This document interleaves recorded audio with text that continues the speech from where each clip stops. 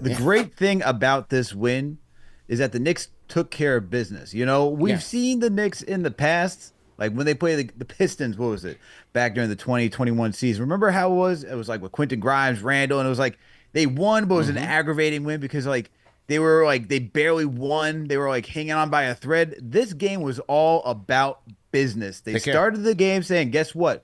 We're going to knock you all out and we ain't going to stop. We're not going to let off the pedal. And that's what Yeah. you want to see, man, from a team that's supposed to have a top five offense in the league, be honestly one of the top two teams in the East, Yeah. right? The fact they came in here to take care of business, I loved everything about it, man. And then you just see a dominant performance all the way through, all four quarters. Brilliant, brilliant performance by the entire team, man. Yeah, absolutely. And tonight, like, I expected a bum night, even though we had Steph on yesterday and we had a great show with Steph yesterday. And look, he said, don't overlook these guys. And I don't think they did. They came out and they put the pedal on the gas and did not let up until midway through that fourth when the starters came out of that game. So give credit to the Knicks for just being locked in and focused. But, my key takeaway from this blowout win is another chemistry builder. This is the time of year for that. For guys to get on the same page, for roles to be defined, for guys to get used to playing with one another, for another night for the communication to improve, especially on the defensive end. So there's a lot of takeaways that I think this team can pull from this game, even though there was times when the Pistons just looked straight up lifeless out there. I'd still like the Knicks playing with intention on both ends of the floor. And like I said, it started defensively, man. Mikal Bridges notably, OG, Josh Hart, Towns. I mean, the defense was just smothering. They were jumping out into the passing lanes, scrapping for every loose ball, deflections galore, and 30 points off of 22 Piston turnovers, man. 22. So you're okay with Tom Thibodeau bringing Cat back in the fourth quarter to work on that chemistry? Yeah, you know what? Yes, I'm okay with it. I am. There you go. All I right. am. Yeah, I'm with Tibbs, man. We got to get right. This is a brand new team. We got to get right. And it's not like the Pistons were playing with any type of force, so you don't got to worry about hard fouls or anything like that. These guys are mailing it in. It is Detroit basketball. So go out there, run your drills, run your weaves, and get it in.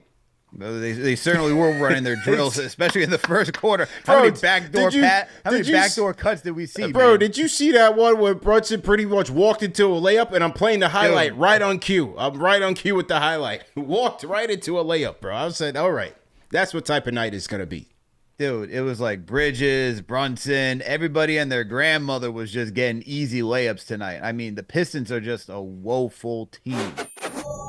Jalen Brunson, the DraftKings player of the game, 36 points.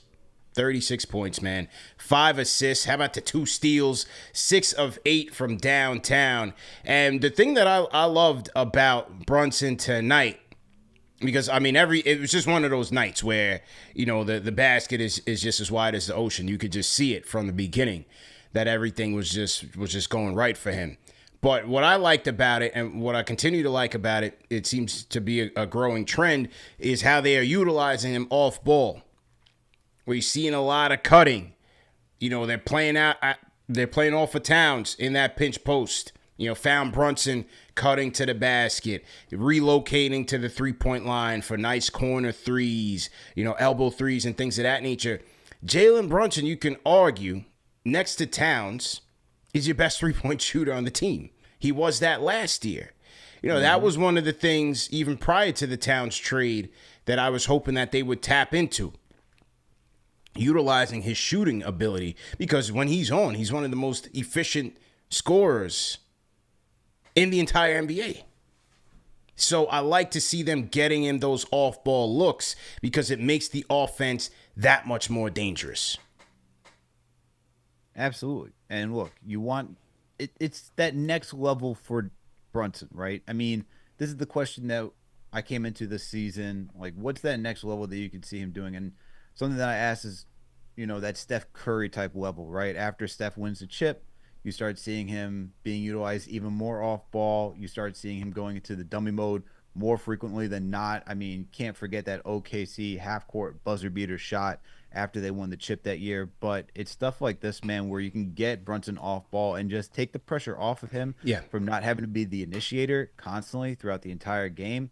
Him just being involved in other facets is just great for this team because one, it builds not only chemistry but trust as the season goes on, right? Because look, we saw this in the postseason the last couple of years where you can't just rely on Brunson. You're going to need somebody else to be that initiator. We wanted it from Quick. That didn't happen. It was supposed to be Julius. We didn't really get to see that for multitude of reasons. And then moving forward, you're always looking for somebody else. And even last year, when it was in a healthy Knicks team, you asked that of Dante, but Dante was even limited, right? Yeah, yeah. Dante was limited in how much he can actually do to create for this team. So, look, you got Bridges, who I like the way that he's finding players.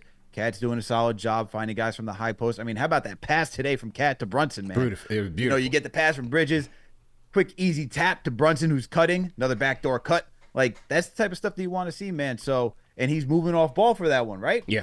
And stuff like that where you're just, it's constant misdirection too for the team. So it's not only helping Brunson take the pressure off of him, but then the other layer is that it's constant misdirection for the opposing team where you have no idea what can happen next. The Knowledgeist. Go ahead and unmute your mic. The Knowledgeist. Hey, what's up, y'all? How you doing? Good, man. What's your name? Where you calling in from, man? Daniel, calling from Bushwick. Nice. How you doing, man? Good, good. I got a bunch of odds and ends to run by y'all. I'll keep it brief. First odd and end. I'm in Bushwick, but interestingly enough, I am 4 blocks away from the intersection of Hart Street and Knickerbocker Avenue. Wow. How you like that? Wow. Serendipity, Okay. man. Serendipity. Yeah. One thing, backdoor cuts. By the way, I wrote all this down on a napkin, so I didn't forget. There you go. So I'm about to That's read good, it out man. to you. Tapping in. The backdoor cuts were fantastic. Absolutely. Also, Detroit wasn't doing much defense, but anyway, they were beautiful.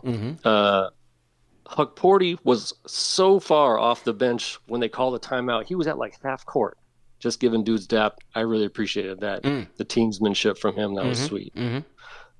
The next one. What's the deal with Brunson missing these free throws, man? He's supposed to be just like dynamite from there. Yeah, it's crazy, man. It's weird, right? Yeah. I don't know what that's about. Next point. Do you feel like Brunson, this is a weird one. Do you feel like Brunson wears his hair the way that he does to try to get more fouls called? Because when he gets hit, his hair kind of goes all over the place, and I feel like a ref might see that and say, like, "Oh, crap, that's something serious." You mean the way he's selling it? I mean, yeah, a combination of those things. I don't know, just a thought. Next point. Detroit wasn't even that sweaty. There was like someone got fouled, and they were showing the scene of the guys at the line. There wasn't even a bead of sweat on anyone's forehead. They clearly weren't playing. Yeah, I mean, that's the Night's Watch, man. Yeah, Night's Watch, exactly. That's the Night's Watch, man. I also was not sweaty, so it was nice to have like a relaxing game in that way on a Friday night. No cardiac Knicks on a Friday night, man. No cardiac Knicks. Yeah. And the last quick point, a very strange, odd one. I want to give a quick shout out to the New York State Department of Motor Vehicles, because if you look at license plates around now, the non-vanity plates, many of them start with the letters LGA. Okay. Like they're in that area. Okay. Let's go Knicks. That's all I'm saying. You follow? No, but call back anytime, man. The Knowledgeist, ladies and gentlemen, on the Discord. Dropping some knowledge, man. He asked that question. He asked that question about JB's hair. Does it help get more free throw attempts because he can help sell it? And look, man, there's some tinfoil koofies going on in here in the chat that are believing that, man, that are agreeing with him. Shout out to him, man. Hey, he's different. He's different, man. He's different, man. Call back. Hold on one second. Is that a poll that we got to put in the chat? No. We'll call back anytime. He was different. I like the different callers. He's thinking outside of the box. Right. He's writing his notes on napkins. You know, he's looking at the aerodynamics of Brunson braids. Which way is it going? Is it selling? Is he doing a good job? So the bald players don't get the benefit of the doubt as much as Jalen Brunson does, because, you know, his braids can just fly over there all in the wind. Is that what Scott Foster's looking at in Game 7? Call back anytime, man. Hey, rate that call in the chat, ladies and gentlemen. If you were entertained, rate that call in the chat, man. 1 being trash, 5 being facts.